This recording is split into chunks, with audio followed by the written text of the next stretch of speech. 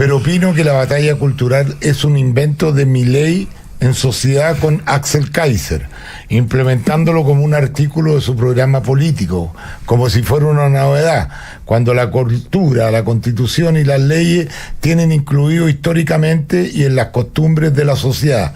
En primer lugar, la ignorancia y más encima la insolencia, o sea, la ignorancia es atrevida, especialmente desde una izquierda que ni siquiera se conoce a sí misma. Señor, la batalla cultural inicia, desde el punto de vista histórico, con el régimen comunista de Béla Kun en 1920 en Hungría. De ahí, un ministro de Béla Kun, ahí existe una contrarrevolución, sacan a los rojos de Hungría, esto fue poco, después de la Primera Guerra Mundial, se van, este ministro se va con otras personas, se van a Alemania, crean la escuela de Frankfurt. Otra vertiente es entonces, ahí se genera toda una idea de que tú tienes que penetrar en las estructuras culturales de la sociedad para impedir la fuerza contrarrevolucionaria. Esto lo recoge Antonio Gramsci. Oye, voy a leer a un detractor de mi pensamiento en general, Melquisede González. Dice, de mi consideración, visto que usted, señor Irane, no me veta ahora, no lo he vetado nunca, solidarizo contra la grosería soez con usted.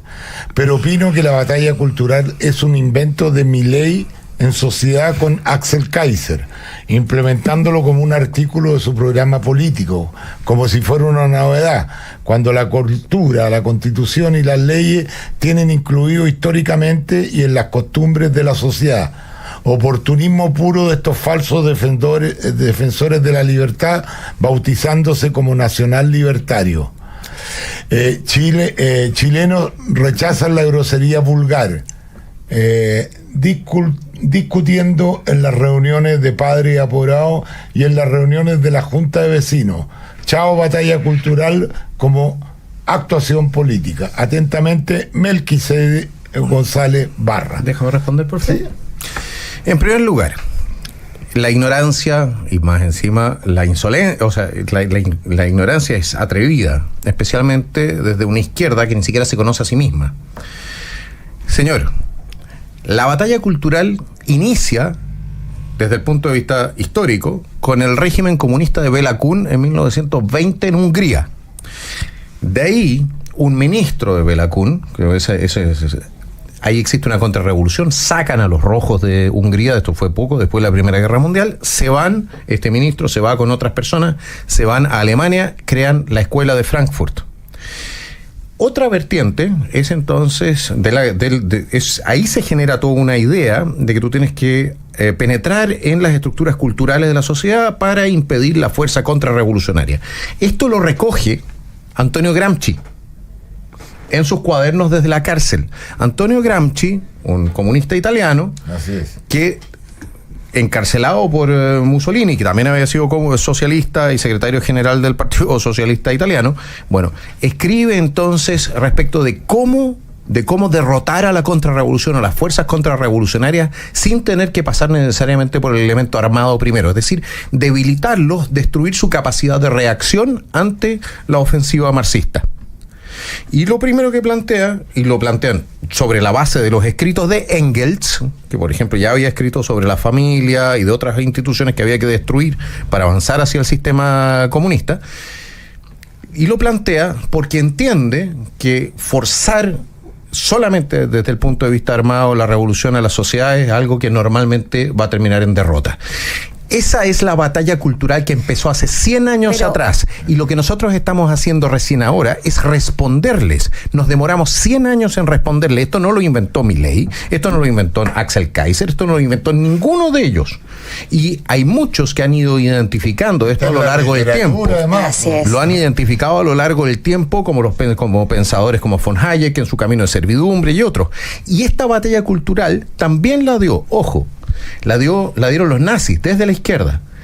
Cuando a Adolfo Hitler le preguntan por qué no había estatizado la economía, porque eso estaba en su programa de gobierno, estatizar toda la economía, súper de derecha la cuestión, ¿ya? Él responde: yo no necesito estatizar la economía si estatizo a las personas. Exacto.